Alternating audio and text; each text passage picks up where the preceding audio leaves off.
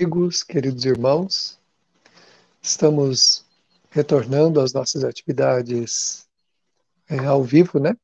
Estávamos fazendo umas reapresentações agora em janeiro e agora estamos retomando as atividades ao vivo. Agradecemos a todos pela presença e vamos orar para que o nosso coração se envolva mais uma vez com a espiritualidade querida, com Jesus, o mestre amigo, que Ele nos abençoa sempre.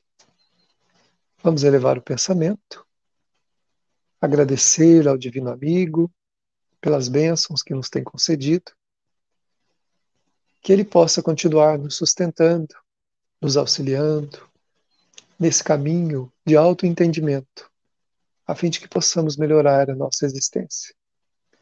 Obrigado, Senhor, por tudo que nos tem conferido, hoje, agora e sempre. Assim seja.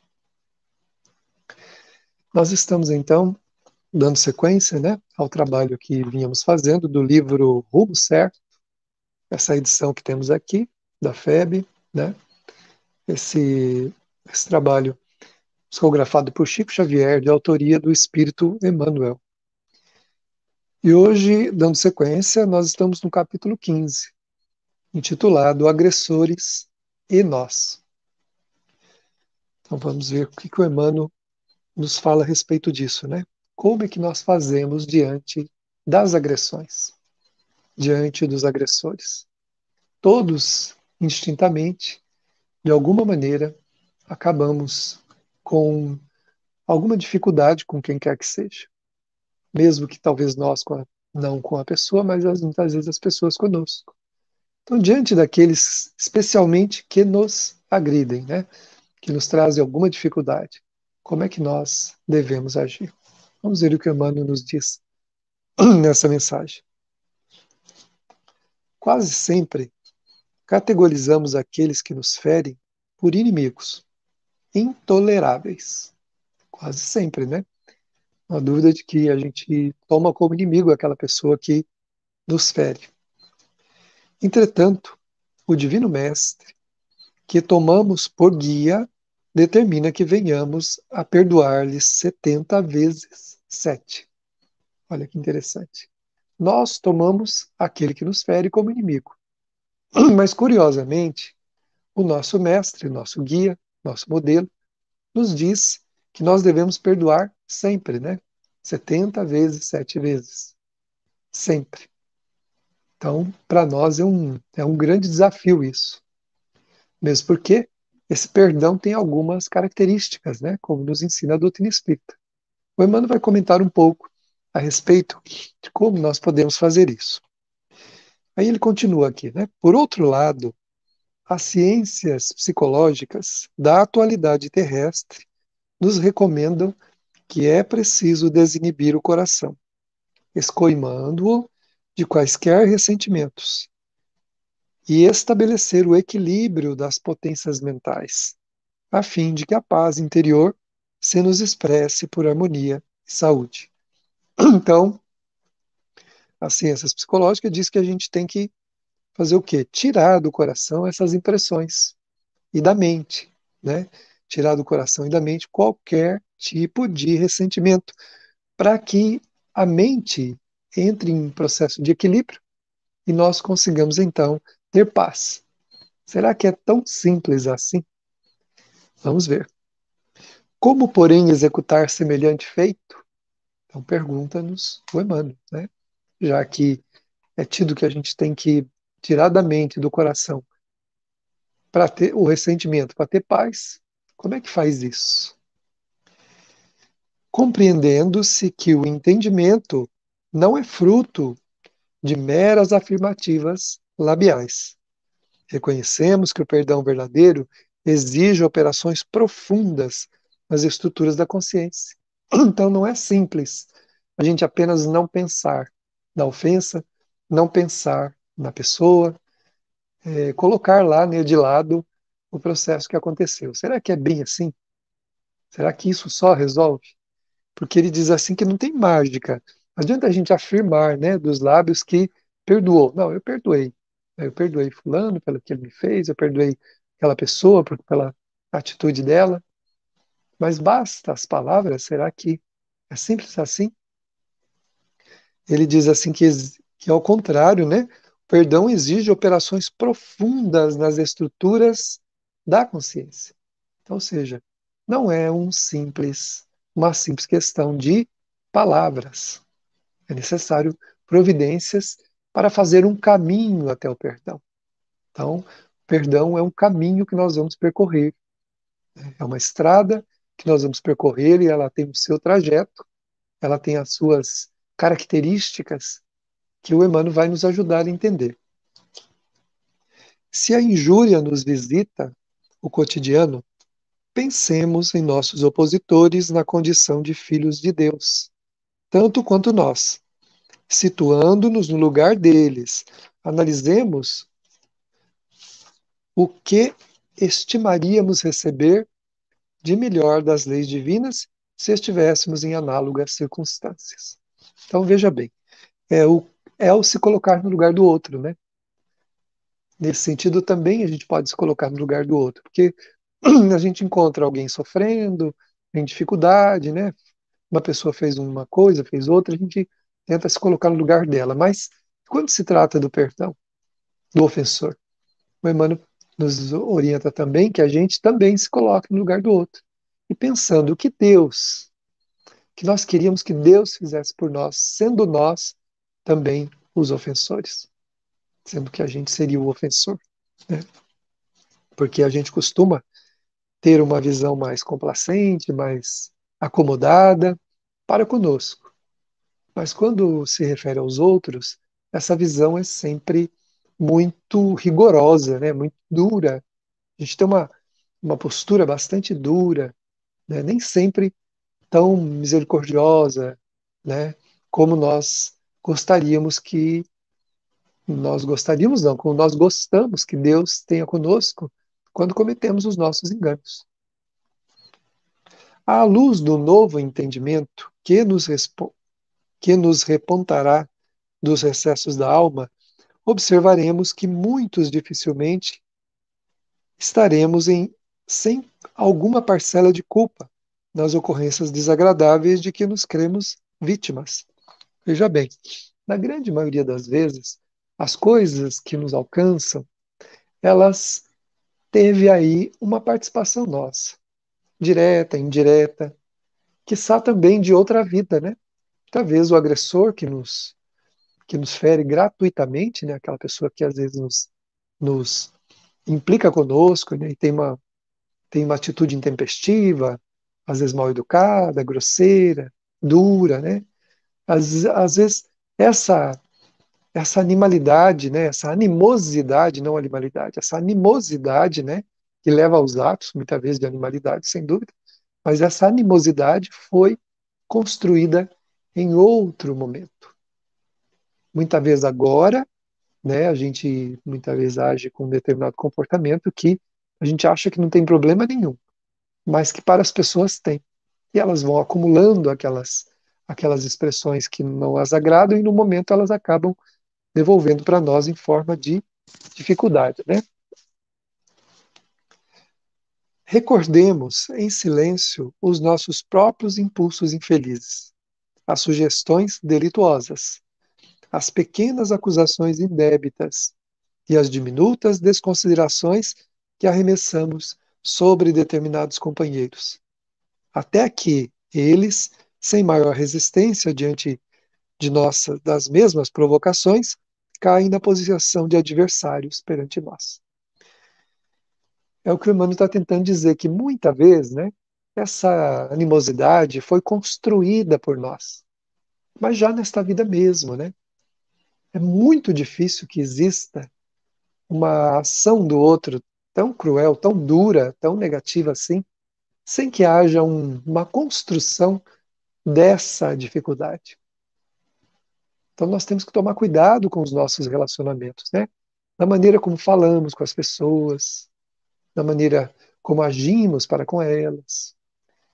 E não é que nós sempre estamos mal intencionados, mas agindo num automatismo, né, nós podemos ferir, nós podemos ser convenientes, só vislumbrarmos o nosso lado, as nossas coisas. E isso pode ir sobrecarregando o sentimento da outra pessoa.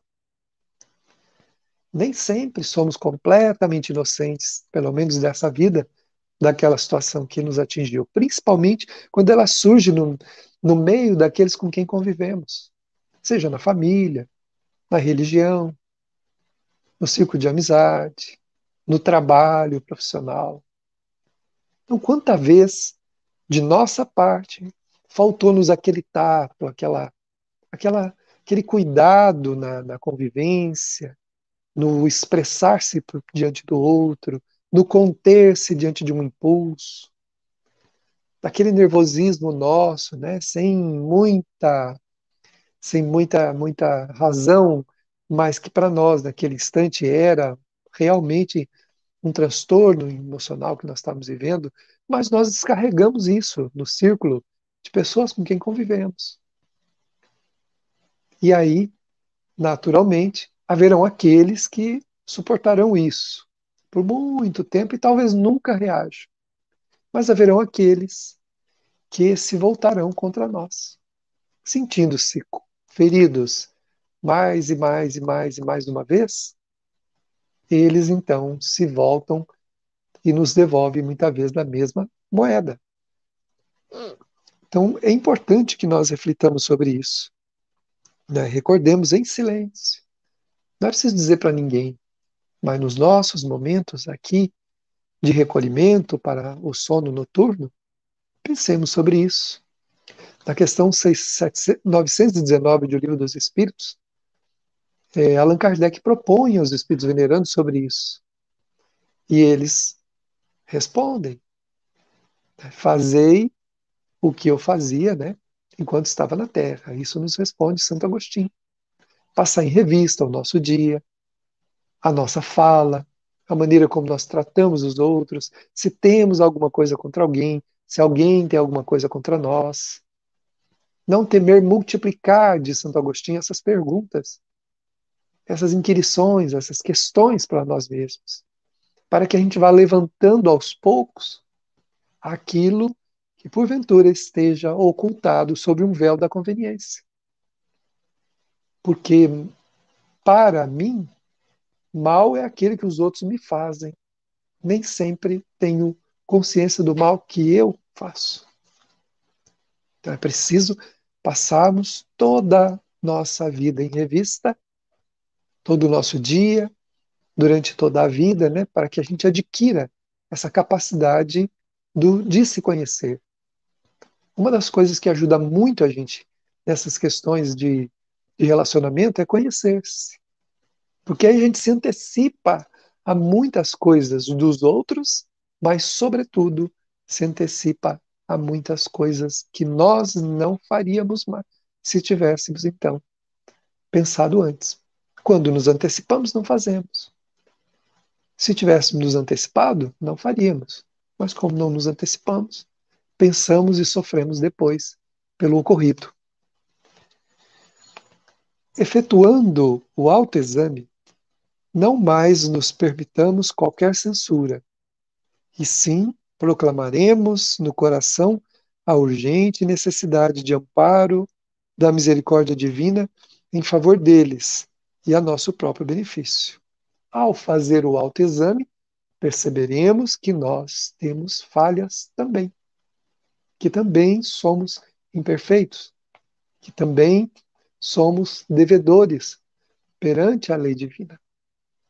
E assim não nos sentiremos motivados a fazer qualquer comentário, a ferir os outros, a agir de maneira intempestiva, a revidar o que recebemos. Ao contrário, nós vamos trabalhar a compreensão, tanto quanto gostaríamos que Deus, que as pessoas também fossem compreensivas para conosco.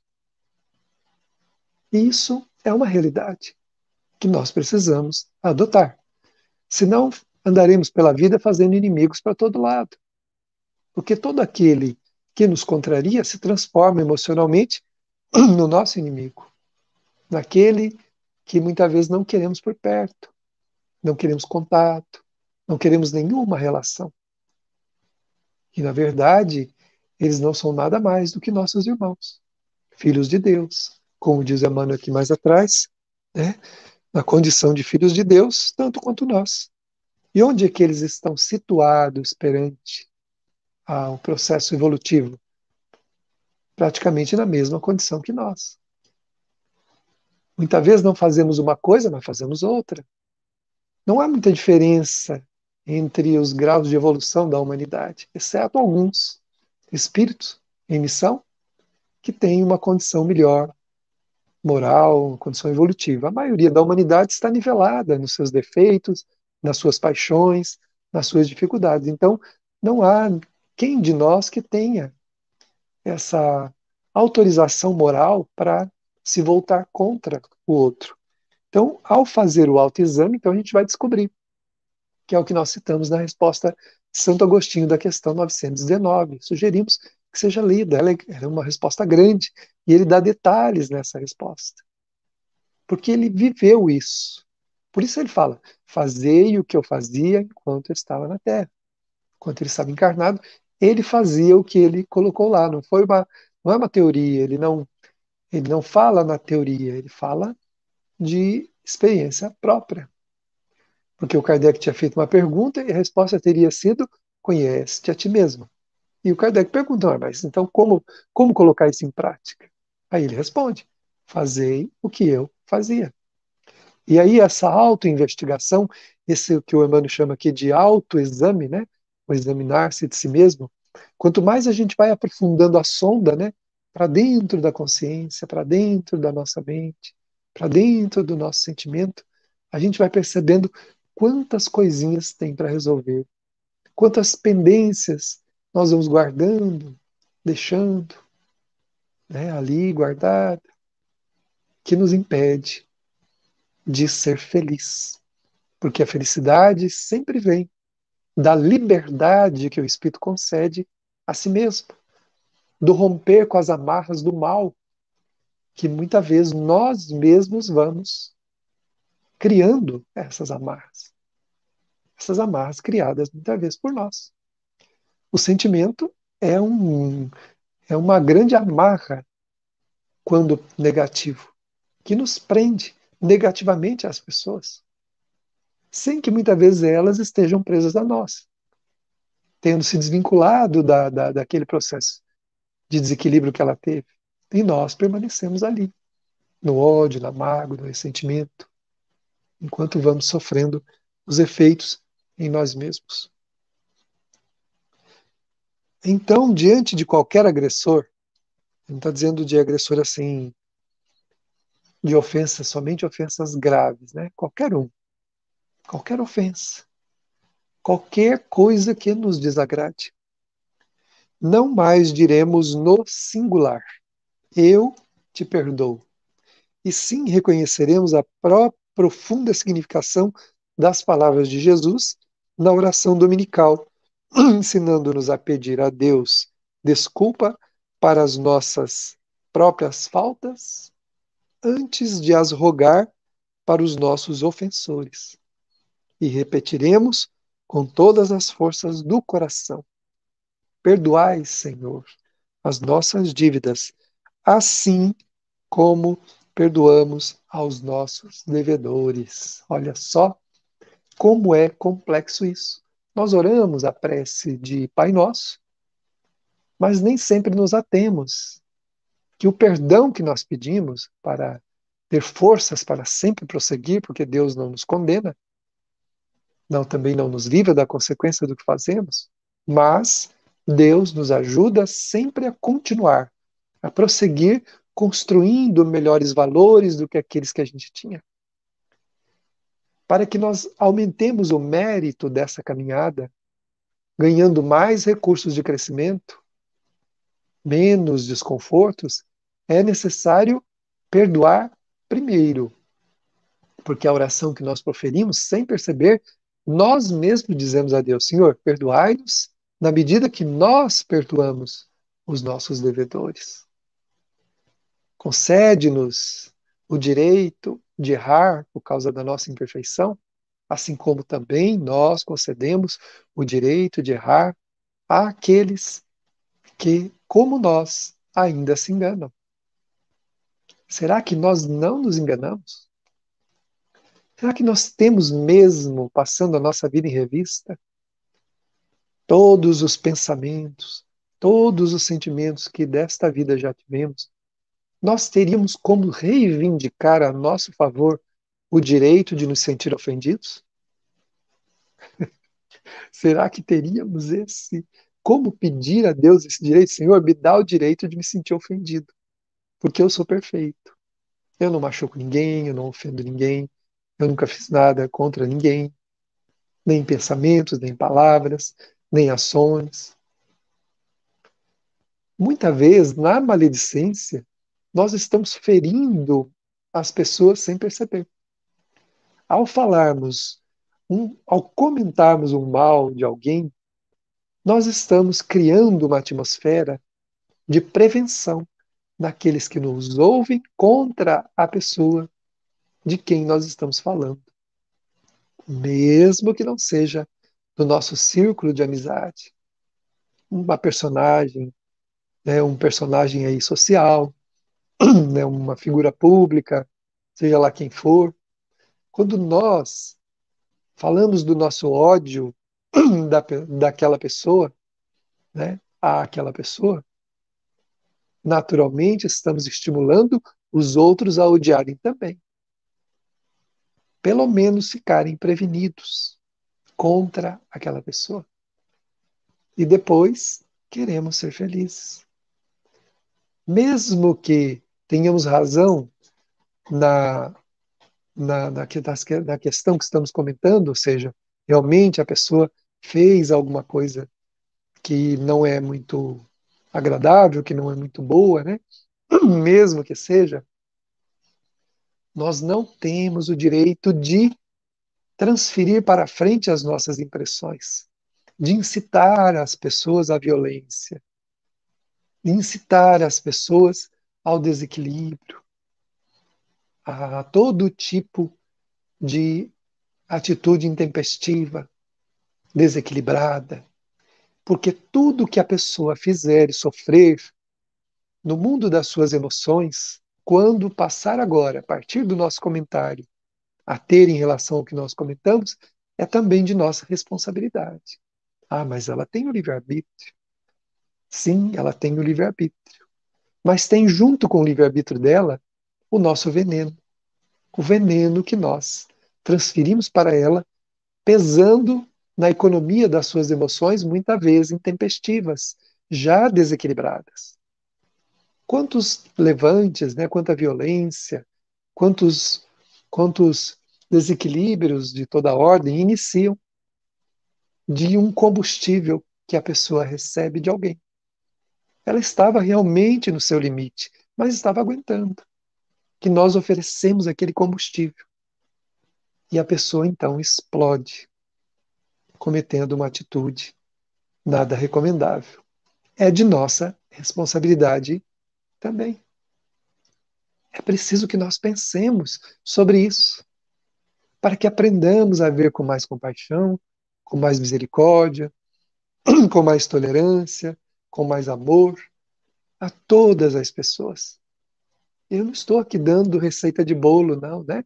Estou aqui também falando para mim mesmo, Davi, escute essas palavras. Por quê? Porque elas são de significativa importância para a nossa melhoria, a minha também. Precisamos, eu não disse vocês precisam, eles precisam. Precisamos todos considerar para que a gente tenha uma autoridade, né, no Pai Nosso, de pedir perdão a Deus das nossas dívidas, assim como perdoamos os nossos devedores. Deixar a cada um aquilo que fez e nós seguimos com a nossa vida fazendo o nosso melhor. Esse é o convite. Diante dos agressores, fazermos esse bem, fazermos essa, trabalharmos essa luz infinita em nossos corações.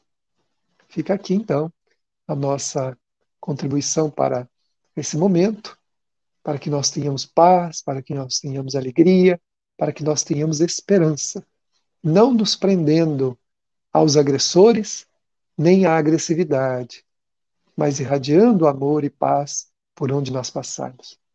Que o Senhor nos abençoe, que nesta noite recebamos dele aquela atmosfera luminosa, que traga aos nossos corações as luzes que nós precisamos, percebendo a sua bondade, que nesse momento espraia-se por toda a nossa natureza.